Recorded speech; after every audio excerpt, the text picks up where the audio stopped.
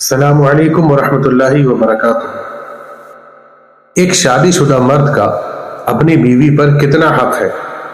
جی ہاں، آج یہی موضوع لے کر کے ہم حاضر ہوئے ہیں اور انشاءاللہ عز و جل اس موضوع میں ہم یہ بیان کریں گے کہ رسول اللہ صلی اللہ علیہ وسلم نے اپنے ایک صحابی کی گزارش پر انہیں معجزہ دکھایا، اور معجزہ دکھانے کے بعد میرے آقا علیہ الصلوۃ والسلام نے ایک عورت کے لیے اس کے شوہر کا کیا مقام ہے یہ بیان کرا۔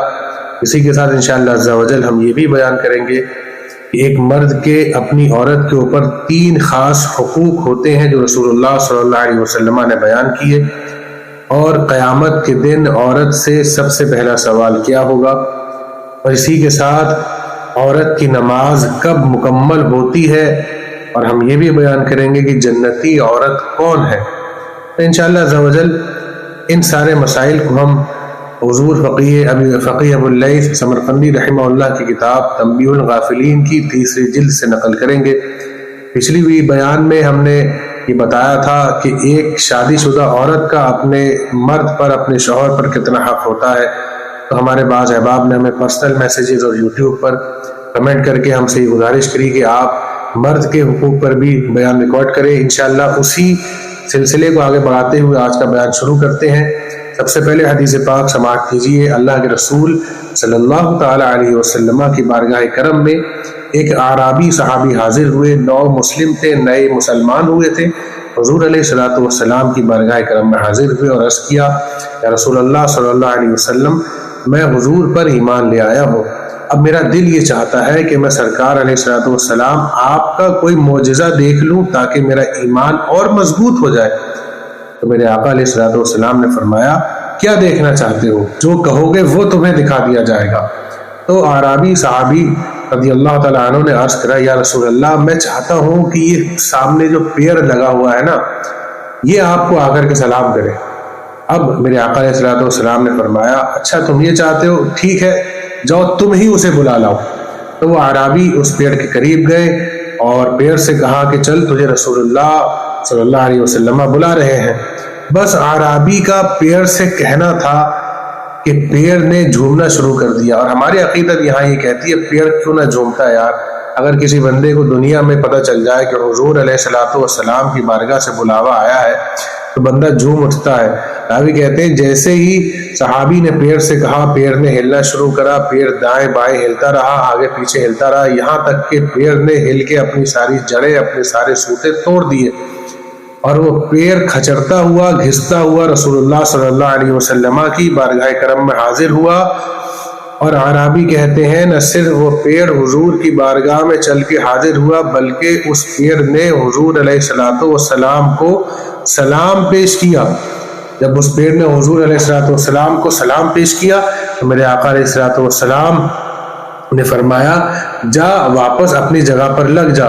تو وہ پیڑ واپس اپنی جگہ پہ گیا اور اس نے اپنے سوتے زمین میں گاڑے، دوبارہ وہ پیڑ وہیں پر گڑ گیا، وہیں پر کھڑا ہو گیا۔ اعرابی صحابی نے منظر دیکھا تو کہنے لگے، حسبی حسبی یا رسول اللہ، میرے لیے اتنا کافی ہے حضور، میرے لیے اتنا کافی ہے، میں نے آپ کا معجزہ دیکھا، میرا ایمان مزید مضبوط ہو گیا۔ پھر ان اعرابی صحابی نے جب حضور علیہ الصلوۃ والسلام کا یہ معجزہ دیکھا تو وہ صحابی کہتے ہیں، یا رسول اللہ، مجھے اجازت دیجیے کہ میں آپ کے قدموں کو بوسہ دوں۔ میرے آقا علیہ الصلوۃ والسلام نے انہیں اجازت دی، صحابی نے حضور علیہ الصلوۃ والسلام کے قدموں کو بوسہ دیا۔ پھر وہ صحابی کہتے ہیں، یا رسول اللہ علیہ الصلوۃ والسلام، حضور مجھے اجازت دیں کہ میں آپ کو تعظیمی سجدہ کروں۔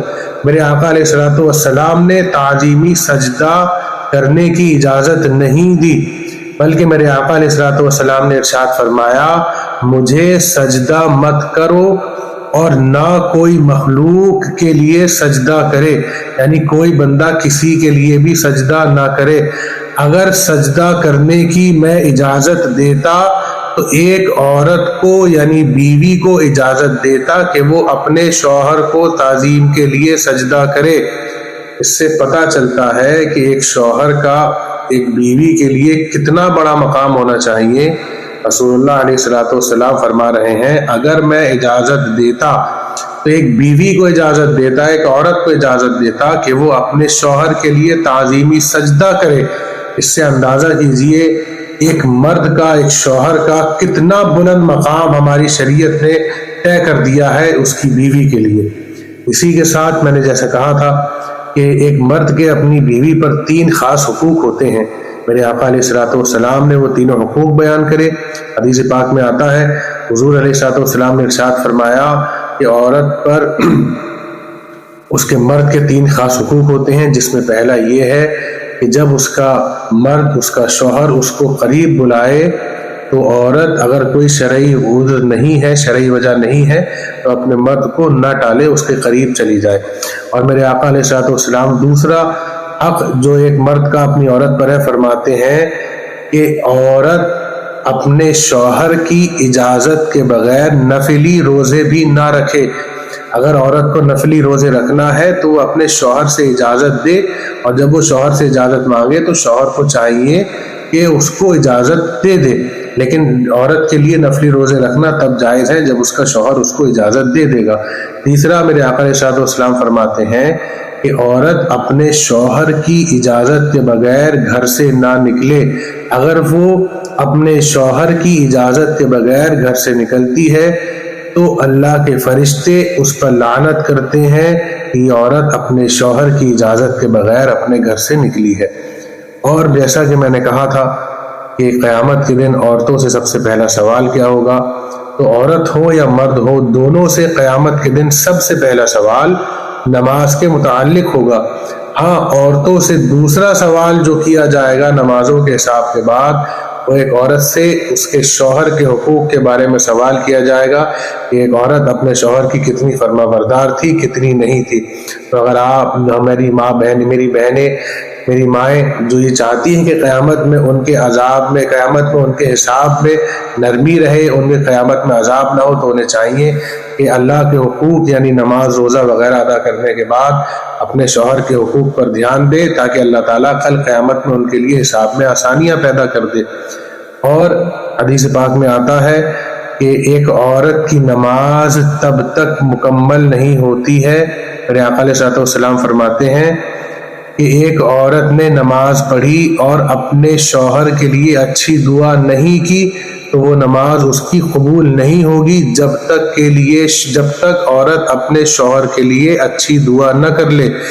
یعنی کہ نماز اللہ رب العزت کی پڑھے۔ اب اگر عورت چاہتی ہے کہ اس کی نماز مکمل ہو جائے تو شادی شدہ عورت کو چاہیے کہ اپنے شوہر کے لیے بھلائی کی، نیکی کی دعا ضرور کرے۔ اللہ رب العزت اس کی نماز کو بھی قبول فرما لے گا۔ اور اسی کے ساتھ میرے آقا علیہ الصلوۃ والسلام کی حدیث مبارکہ ہے، حضور علیہ الصلوۃ والسلام فرماتے ہیں جب عورت اپنی 5 وقت کی نماز پڑھ لیتی ہے، رمضان کے روزے مکمل کر لیتی ہے اور اپنی عزت کی حفاظت کرتی ہے، اور عورت اپنے شوہر کی فرما برداری میں زندگی گزار لیتی ہے، تو ایسی عورت کو کل قیامت کے دن یہ اجازت دے دی جائے گی کہ وہ جنت کے جس دروازے سے چاہے جنت میں داخل ہو جائے۔ سبحان اللہ۔ تو اب میرا بتانے کا مقصد یہاں صرف یہ ہے کہ جس طریقے سے ہم نے پچھلے بیان میں یہ بتایا کہ ایک عورت کا اپنے شوہر پر حق ہوتا ہے، اسی طریقے سے شریعت نے ایک مرد کا اپنی عورت کے لیے حق طے کر دیے ہیں۔ اب نیک اور سمجھدار میاں بیوی وہ ہیں جو ایک دوسرے کے حقوق کو ادا کریں۔ جب ایک دوسرے کے حقوق، ایک دوسرے کی ذمہ داریاں پوری کریں گے تو گھر بھی بنا رہے گا، گھر میں برکتیں بھی نازل ہوں گی، گھر سے نا اتفاقیاں بھی دور ہو جائیں گی، اور دنیا بھی بنے گی، اور دنیا کے ساتھ ساتھ دین بھی بنے گی۔ اور جس نے اپنا دین بنا لیا اس کی قبر، حشر، قیامت کا حساب کتاب سب کچھ اللہ نے چاہا تو آسان ہو جائے گا۔ اللہ رب العزت ہم سب کو نیکیوں کی توفیق عطا فرمائے۔ وما علینا الا البلاغ۔ السلام علیکم۔